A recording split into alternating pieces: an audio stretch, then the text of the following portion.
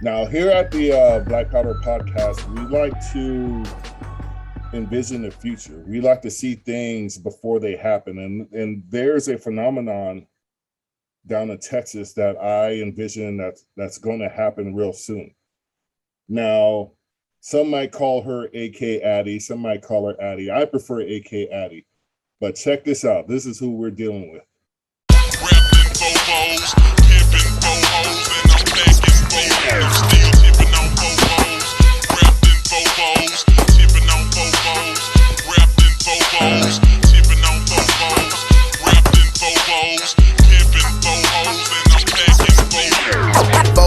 I'm tipping, wood grain I'm gripping, catch me lane switching with the paint dripping. Turn your neck and your dame missing. Me and Slim, we ain't tripping. I'm figure flipping and syrup sipping. Like do or die, I'm pole pimping. Car stop, rims keep spinning. I'm flipping, drop with invisible tops. Hoes by. Hey, what's up? AK Addy here, just doing my thing, hanging out, shooting some guns, doing whatever, cool people do. Well, that's what, in my opinion, if you've never been shooting, you 100% are not cool. Because, I don't want to hang out with people that just don't have any idea on how to defend themselves because they put my life in danger. For sure. Hazard. That's dangerous. Yeah, precisely. Now, I'm sorry. Go ahead. No, I was saying, come to the range. If you don't know, you're going to learn today. You're going to learn today. So the reason why I wanted to have AK Addy on is I came across her page on IG and I see her shooting AK-47s and I'm like, holy shit, what the hell? What's going on here? This is dope. So can you tell the people out there about your background and how you got into shooting? Yeah. So it kind of all started. So I went to Red October. It's this super big AK event. It's in Las Vegas. Some people know about it. I went there for the first time. I believe that was like in 2019. I've never shot a gun in my life. I've actually been terrified of fireworks, loud noises, you name it. Okay. I'm here at this big event, guns everywhere, just the coolest people you could ever meet. This guy walks up to me. He's like, hey, you want to shoot a fully auto? I'm like, what's a fully auto? He's like, follow me. He puts me behind the gun. It just felt natural. I just started letting off rounds. And in my head, I'm thinking, this is the coolest thing ever. So I just started networking with some people at the event. I started meeting people, following them on Instagram. I found this really big, I wouldn't say it's really big. I found this local competition in Killeen. It's actually ran by this guy. His name's Jim. Super cool guy. I would just go to the matches, just kind of hang out, check the scene out, meet some people. And he would kind of haggle me every match and be like, Addy, when are you going to shoot? When are you going to shoot? I'm like, Jim, I don't even own an AK. Like, I don't know how to do any of this stuff. I can't do this. And he's like, no, it's really entry level. Like, get your foot in the door. You're going to learn. It's fine. Everyone's cool. And that right there, when he said everyone's cool, he was not lying. Everyone in the AK community are so cool. They're so welcoming. They want to show you new things. Like if you don't know something, ask someone. They're more than happy to show you. They're more than happy to share what knowledge they have. That's kind of what really drew me in, because I was like, man, I'm in a position where I don't know anything, but I have all these cool people around me that are willing to show me, willing to teach me. So that's kind of how I started getting into it. Just Red October, I went to my first match, started competing, met some really cool people, bought my first AK, and just kind of snowballed from there. Okay. So you said some very interesting things, and I'm from the '90s, and I thoroughly enjoyed the '90s, so I forget things rather quickly. It was a different time. But anyway, so you said that all the AK people are cool because for decades now, there's been a debate in America, which is a better platform, AR or AK. And on the AR side, there was actual Facebook pages, IG pages were AR snobs and people who would talk crap to you because you had, and they separated ARs into tiers. And I've seen them doing with AKs too. Yeah. But with AR people, it's always the latest and greatest gadgetry and all kinds of trinkets and stuff on their platform versus with the AK, I see it saying, staying, if I can spit this out, I see it staying organic and where it was from the very beginning, and they have improved aspects of it. But you're saying AK people aren't snobs about their platforms, because I'm afraid to, and I'm not afraid, I'm embarrassed to even mention the first AK I bought. And I asked people not to roast me hard on this because I was uninformed at the time, but it was an IO Inc. AK. And, you know, I've seen them exploded and everything. Mine has run flawlessly after I broke it in. But, you know, I'm kind of embarrassed to say that. And I'm actually in the market for a new AK. And I'm just wondering what brand of, as far, not brand, but manufacturer are you build, or what are you on as far as your AKs? So I'm gonna be super honest with you. I'm definitely not like most people in the AK community. I say that as like a cliche. I'm not like most people. I like parts kits. I like buying stuff from Russia. You know, if I can get my hands on some parts, you know, I'm gonna mill it. I'm gonna put it together. I'm gonna press it. I'm actually in the process of learning how to build AKs right now. You know, I've always been a fan of parts kits. Now, if I had to choose like a brand to go with, I bought in AKs from like Gunbroker. I've gotten some from Arsenal. You know, I got one from like Primary Arms. I think like I've gotten like AKs from all over. You know, I don't have a specific brand, but if I had to name someone to kind of stay away from, because most people in the AK community can collectively agree, PSA. I might get some hate for that. Palmetto, stay away. I can't. Yeah. Like, I don't even want to get into it. I would just say, someone's trying to give you some PSA, it better be for free. If you got to pay for it, nah, not for me. That's funny because they're in the AR community too, and I think they were lower mid tier on the scale in the AR community, but that's funny to me. And with that being said, and you're saying so it's been about 2 years now. What's it like from going from being afraid of fireworks to being a armed Black woman? What was that transition like, and how are you? What does your family say? You know what I mean? Because I know that a lot of people in the Black community are like, oh, they associated firearms with thuggery and all that stuff. Oh, But yeah. yeah, You know, it's funny that you say that. Literally, I had updated like one of my cover photos on Facebook. Like, I don't really get on Facebook a lot, but I finally made an appearance over there. I updated my cover photo. I kid you not. 5 minutes after I updated that, my aunt was like, sometimes we need stronger weapons, you know, pray to God. And I'm thinking, like, is she really telling me to put this gun down and go pray? Like, come on now. Like, let's be real. Like, it's not that serious. I'm no. not out running licks on anyone. I'm not out here robbing people. Like, calm down. You're not out there. It's like come off everything. Just like Yeah. I'm running around with my AK in the streets. Like I ain't got nobody's business in my. And she's like from that older generation to Yeah. where the gun, and she's like, oh, you know, but it's not even like that. And like, honestly, speaking on my experience, kind of going back to that question, man, I can't even begin to explain it. It's like, I feel like since I started like shooting and really taking it serious, going to competitions, like my experience is like unlike any other.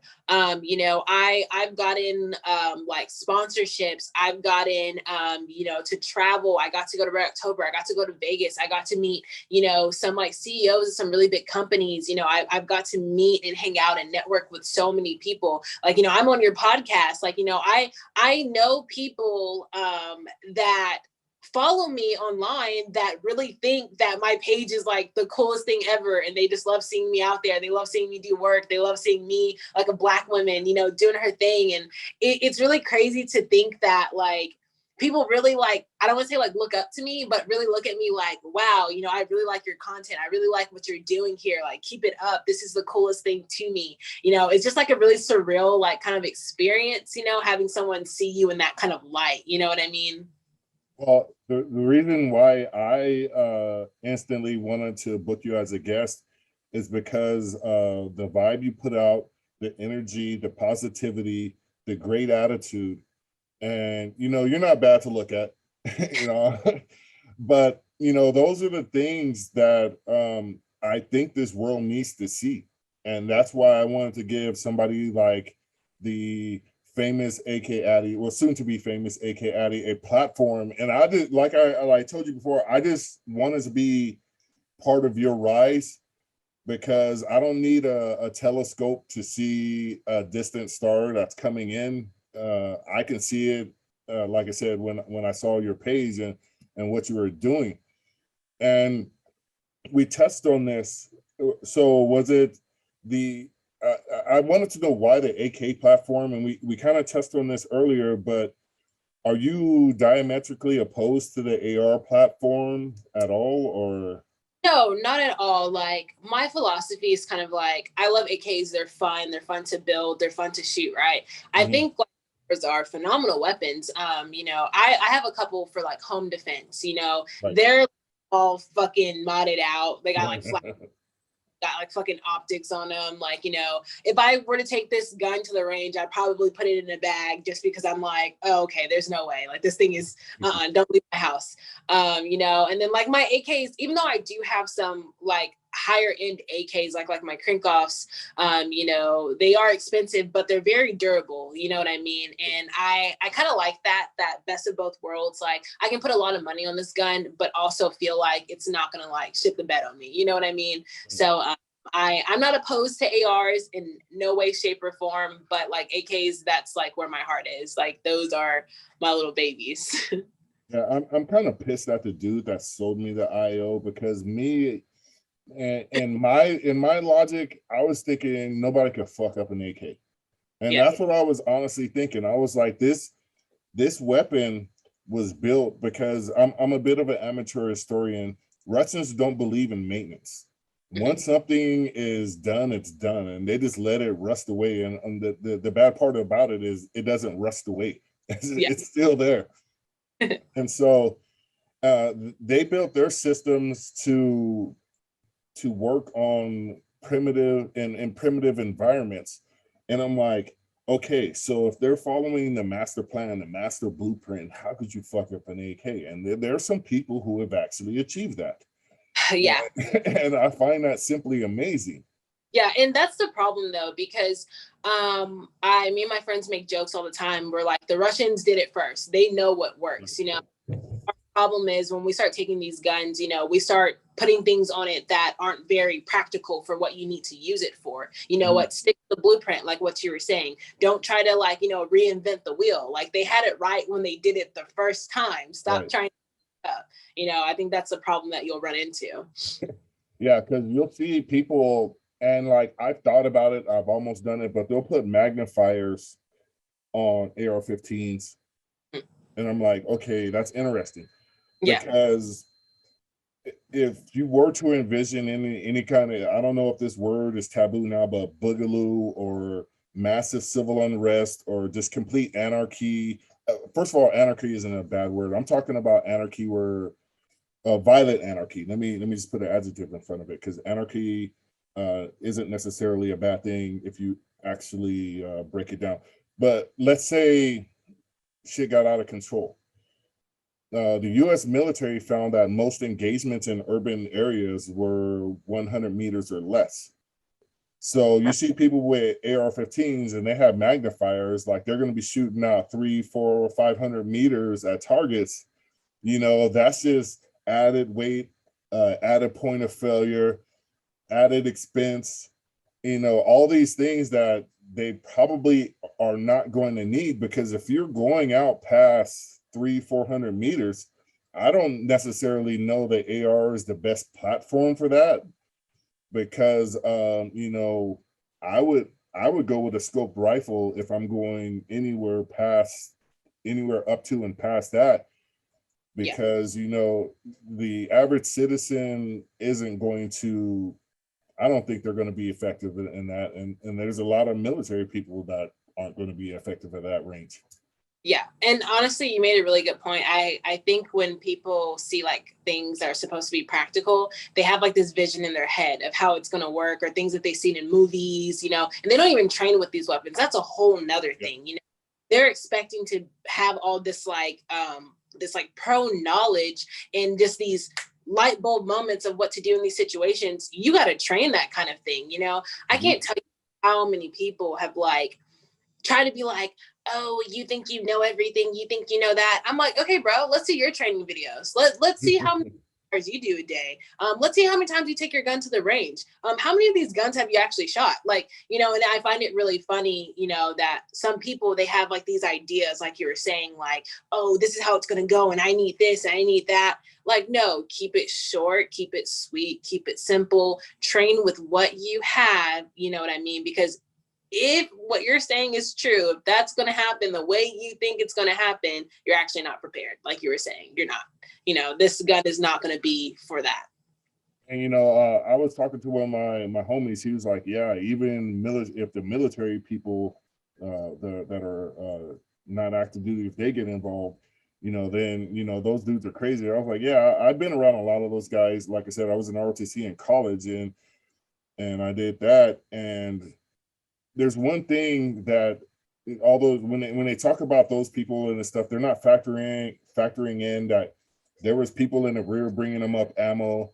They had excellent comms, they had intelligence, they had drones overhead, they knew what was happening well ahead of them before they even got there. They had intel, they had all these things, and they had reinforcements. And I think out of all of that stuff that I said, the reinforcements was the main thing, the most important thing that you can have, because these fools are over here and they're training in the woods and they're doing all these things, but I don't know if they truly comprehend the fact that you can become combat ineffective in a matter of moments, minutes, seconds. Yep. And that's number one. I think we should avoid those situations. I don't ever want to see Americans turning firearms against other American citizens. Let me say that. Because that's when you talk about government or being anti-government, we live in a republic. So if you're anti-government, that means you're anti-citizens.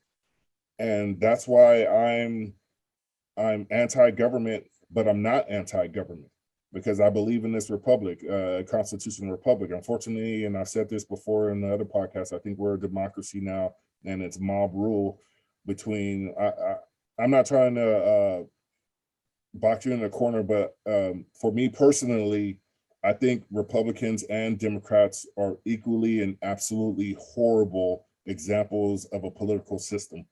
And I do not vote for either brand. But as far as training on the civilian side for you, how often do you like to go out there and train and go through scenarios? So, and as far as like training, I personally, I try to at least dry fire at home. Like, I'm going to be super honest. Like, yeah.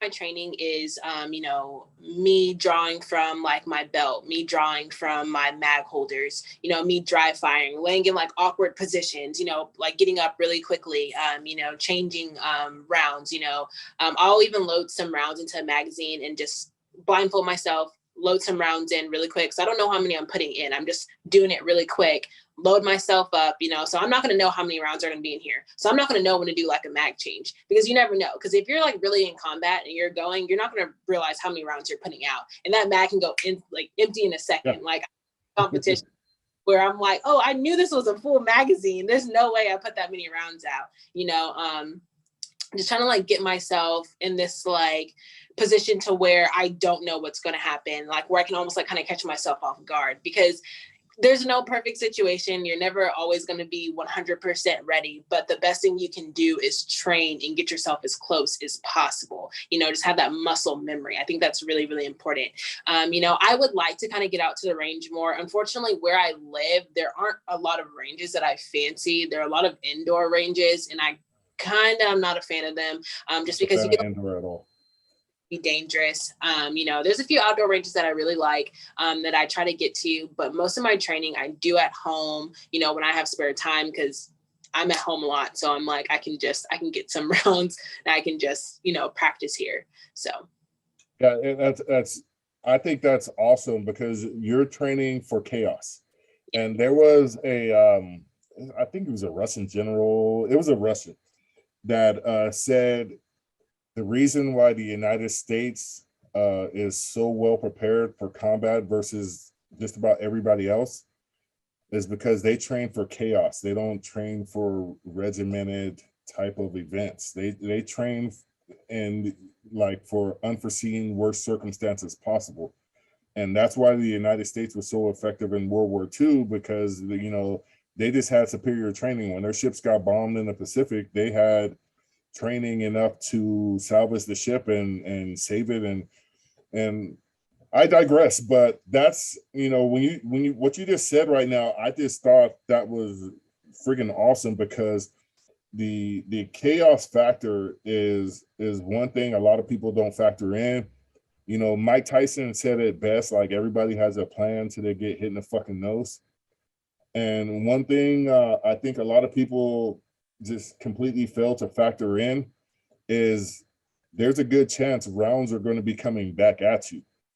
So you need to, when you're training, you need to control your heartbeat, you need to control your emotions, you need to control everything, because my dad was LAPD. I'm not necessarily anti-cop, but I'm not pro-cop, because there's a lot of things as a Black man that I went through that jaded me to a lot of events as of late and previously. But when you're out there and all these things and whatnot are happening to you, if you're not ready to go, and that's what my dad was saying, because there's people that will effectively have a heart attack at the first shots because they don't know how to remain calm, and they don't know how to remain focused in the time frame. And when what you're saying is, like you're saying, you don't know how many rounds are in a magazine, you don't know how many rounds that you've put down range already, and you have to be ready to go in all those scenarios. So that's why one of the reasons that I'm so glad I contacted you. There was a voice said, hit her up, hit her up, hit her up. And I was like, I had to do this. And with that being said, I just want to know, what's your message? And what's your message to women in general about being armed and being out there and being vocal and being seen and just all of the above? What's your message to the women out there? I would definitely say my message is literally just do it. Like, don't let anyone stop you. Just do it. There's absolutely no reason that you should not take your security into your own hands. Don't expect the government to do it. Don't expect the police to do it. Don't expect your dad to do it. Don't expect your boyfriend to do it. You need to take control for yourself, because there's so many situations, especially women, that we'll get ourselves into and not even realize how dangerous the situation may be, because quite frankly, you never know, so just get out there, just train. If you don't know, Google it, YouTube it, reach out to someone that is in the community. They're more than happy to explain it to you. Maybe go to the range, go rent out some handguns, try them all, see which ones you like, see what works for you, because there is something that will work for you. You know what I mean? Nothing irritates me more. Like, I'll see like some of my girlfriends, they'll have like these little like keychains with like little pokey things on it and like the mace or like the knife. I'm like, first of all, one thing you got to remember, any weapon that you have that you're going to use against someone, they can also use against you. That's one thing to keep in mind. With knives, we live in freaking Texas, man. This weather is bipolar. You try to make someone on a windy day, you're done for. Like, real. And this little pokey thing, this little shank thing, I don't even know what that is. I don't care to know what that is. I got one thing and I got one plan. I got a gun and it does one thing. It's going to take out anyone that tries to mess with me. You know what I mean? Like I'm not going to fool around. There's no games. You know, that is my plan. A, B, C, D, E, F through Z. That's my plan. Yeah, so that actually led me to another question I have for you. So what do you, as far as handgun, 9mm 45, Glock, SIG, I mean, where do you go? Smith and Wesson, what do you do? So I have a CZ. I have a CZ. Sorry, let me interrupt you and get my snootiness going here. Okay, so you have a CZ, huh? Fancy. At CZ P10C. So I originally I was gonna get a Glock. I was gonna get a Glock 19. You know, but my friends had recommended, hey, like, don't stop at Glock. Go ahead and get yourself a CZ. The magazines are a little bit more expensive, but I promise you it's well worth it. This is like a step up. Do it.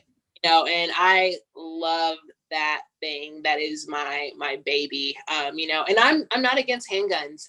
You know, give me a good holster. You know, I have a few holsters that I really like. You know, I let my handgun ride in there. That's my ride or die. You know what I mean? I love Glock. I love CZ. Those are like my two I can interchange, no problem. Yeah. So I'm in the process of, I wasn't, I can't say that I was a Glock guy. I'm still not a Glock guy because I don't own one. My first handgun was a Ruger P944T in a 40 caliber. And I've easily put 1,200 plus rounds through it, and it's never had a failure to fire or any kind of malfunction. Then I got a Springfield XD 45, and I don't know, I'm good with it, but I don't know if I'm comfortable with it. And then I got a SIG, this SIG I think is one of the most underrated firearms that are out there. It's a SIG SP 2022 and 9mm. And I think that thing is next to flawless in my hands. I'm surgical with that bitch, to quote my guy Denzel, who all the ladies say I look like. But anyway, I'm just kidding. And then I got a Smith and Wesson M&P 9, which originally I was well, I can't even say that anymore, so let me just skip ahead. But you know, I think next year when the Supreme Court rules that all Americans have the right to carry a firearm outside of their house, because you know, here in California, you have to jump through a few hoops to get a CCW in all urban areas. In the semi-urban / rural areas, it's a tad bit easier, but you still have to jump through hoops. It's not like Texas, where you know, if you can legally own a firearm, you can legally get a CCW. So have you followed that at all, or heard about that case out of the Supreme Court? I haven't heard about that one specifically. I know they had recently introduced that constitutional carry a little while back, so that was like a pretty big. I honestly, I haven't been following too much in the news just because there has been like a lot of stuff going on, and right. I'm very much like I'm not into like media. Like I feel like at a certain point it can kind of like brainwash people and like kind of get them thinking not even with their own mind, but kind of like what, you know, I guess other people want them to think, and that's another topic for another day. But I haven't followed. Yeah. I don't. You touched on something. I don't think it's kind of brainwash. I think it's complete brainwash, because you know, I like to say this in every podcast because I want this message to really get out there to the people. It's like every day we go to work with people of varying political stripes, and we get a job done as Americans. Then we come home and people turn on their TV to their preferred media, where they hear their politicians and talking heads talk about why they should hate their fellow Americans and how their fellow Americans are going to try to destroy their lives. So I don't blame you for not following the media and what's going on in it, because I think it's it's just complete and utter buffoonery. So Yes. with that being said, go ahead. Oh yeah, no, I was agreeing with what you were saying. I was like, it's just really been getting out of hand, and it's funny that the timing and like the cases, the stories, they all seem to kind of line up, and they seem to have some kind of agenda going that fits perfect into the other one. So Yeah. I'm just here for it. Like you said, it's a bunch of buffoonery. Like I'm right there with you. Word. So now that we're not watching TV and the media, let's say we hop in your ride and you're driving, obviously, and what comes on the radio? What are we banging on the way to the range? Listen, the moment you get in my car, not only is it going to be turned up all the way because I probably to turn it down before I got out of the car, we're going to be bumping Meg the Stallion, of course, Houston Daddy, fucking love her. Some Cardi B. I can get down with Cardi B. I'm really into Doja. I love Doja Cat. I think she's like a lyrical genius and she's freaking amazing. I can get down with some Beyonce. I'm all for it. I like rap. I like hip hop. I like R&B. I will pretty much listen to anything that sounds good. I'll give it a chance. Of course I have my few favorite artists, but I'll pretty much listen to anything. Do you know of or listen to Wu-Tang Clan? That's my question for you. One of my friends are really into Wu-Tang, and he put a song on for me.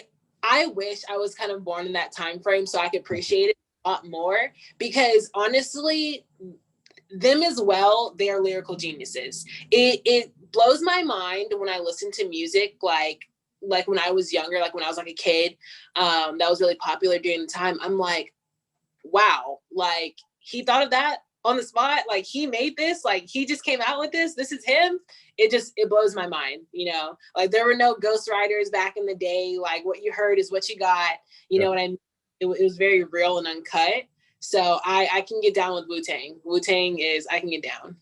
I feel because I'll never forget when I bought it was a cassette. I'm dating myself.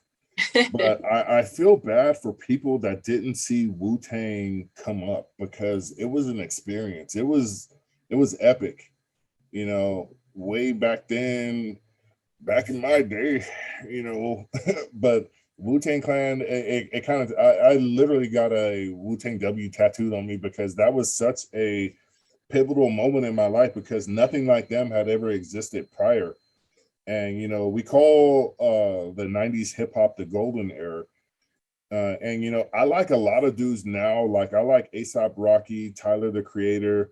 There's a few other guys out there that I like that remind me of that golden era when, like you said, they wrote what they said. And they came through and gave you their heart and soul, because a lot of it now it's all about money, as far as getting the most clicks. Yeah. And I think a lot of these dudes out here don't understand the game precisely, and I think that's why a lot of these guys are getting murdered, is because a lot of the energy you put out in the universe will come back to you, and the more you expand your galaxy in that universe, the higher the probability that an asteroid is going to hit your planet, if I could use some space type metaphors. And it hurts me that we're doing this to each other over stupid stuff like what somebody said on a song. Yeah. But I think hip hop, it always ends up, I like a lot of the artists you mentioned. I think they're very creative. I love how women are empowering themselves, because I have a daughter and I want her to see herself as just as powerful as I think I am as a man. And when these women get out there and they speak their mind, I appreciate it. That's just me, my perspective. I appreciate a strong woman that'll go out there and say what she wants and gets what she wants. And that's one quality I saw in you with your videos. And then, everything that how you portray yourself. And like I said, that was one of the reasons why I had to have you on, because I was like, this is a star in the making. I think you're going to do some things. Just stay the course. And like I said, be organic. Don't worry about the trendy shit, because the trendy shit always falls off a cliff. Organic plants roots. I And agree. with that being said, I always end my podcast with this billionaires war segment. And I sent that to you. I hope you took a moment to think about this. But let's say the Second Amendment was limitless and you could afford to buy what you could afford. So, like, if you're a billionaire and these dudes now, they literally could afford a B-2 stealth bomber.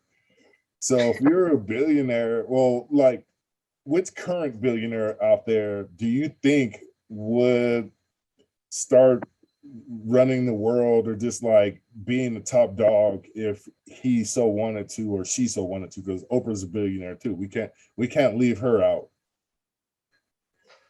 Okay, so just so I understand. So if I had all the money, like if I was a billionaire, what would I get? Okay. And then if I had to basically like challenge like another billionaire and Who like would be your them, biggest challenge? okay, cool. Okay. Whew. I don't know. I would say Jeff Bezos, because man, or Mark Zuckerberg, because when I tell you the way they censor people, the way that they're trying to control media right now, they can definitely catch these hands. I have no problem going against them, no issue. If I had like an unlimited supply of money, like I was a billionaire, I would have land. Okay, I would want to have some land so I can kind of create like my own little like, not, I don't want to say society, but like group of people that are down to rage when it comes time. I just need some down people around me. Like we'll have some houses, number one. Okay. Number two, I'm gonna have some tanks, okay? Because we gotta have protection, Right? no one's dropping no bombs on us and us not being able to fight back. Okay. We're gonna have some underground shelters, okay. We're gonna have some food supplies, okay. Of course, we're gonna have all the ammo we need. Machine guns. We're gonna have machine guns. We're gonna have grenades. We're gonna have fucking RPKs. We're gonna have RPGs. We're gonna have the top of the line. Plates. We're gonna have knives. Gen 2, Gen 3, whatever the fuck. We're gonna be out there. No one's gonna mess with us. So you don't think Jeff Bezos or well, you touched on a sensitive subject for me because I was permanently banned from Facebook last year because I'm a rabble rouser and like my page had I had a page called The Other Black Guy Who Likes Gun Show where I used to do things like this and sing because I'm a vocalist. I do a lot of things. I'm multi-talented. That's why I call my previous thing a show because I do all kinds of stuff. But I had about 15,000 followers. They zapped me and I'm rebuilding this and I'm doing this new media thing. But all me personally, my billionaire adversary that I think would be the most challenging, and I've said this before, is oh damn, why can't I think of his name? I told you those 90s were rough. Did you But see Bill Gates. Bill Gates? Okay. And the reason I chose Bill Gates because he works with medical stuff and vaccines and stuff. And I always say I think he would weaponize mosquitoes. And the reason I say that is because mosquitoes love me. I mean, they literally destroy me when I go anywhere west of Texas, east of Texas. Yeah. Texas eastward, mosquitoes welcome me. I'm their hometown buffet. I am the Golden Corral.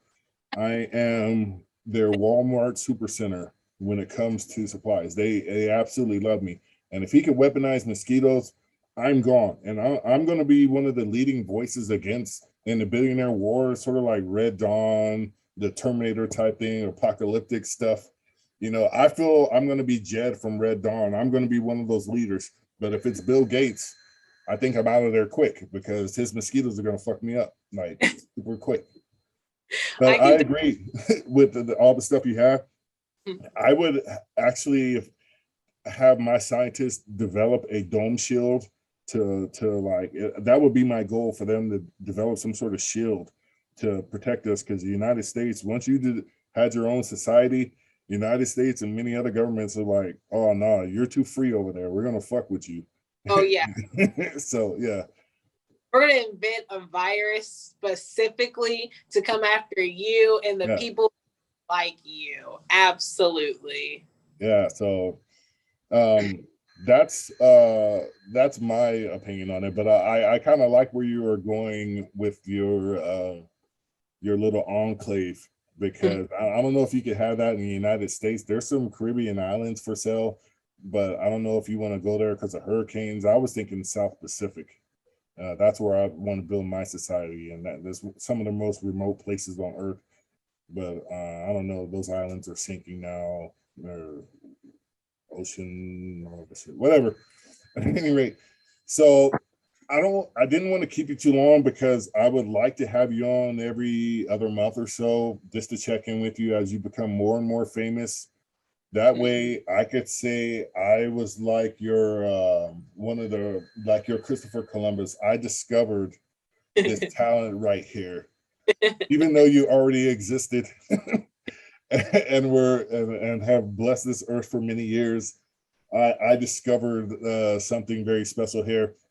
So in closing, is there any way, do you want to give out your IG or any kind of contact information if anybody wanted to get in contact with you or anything like that? Definitely. So I'm on Instagram more than anything. That's where you're gonna find all my videos, my content, whatever, anything I'm doing. Like I post on my story literally every day.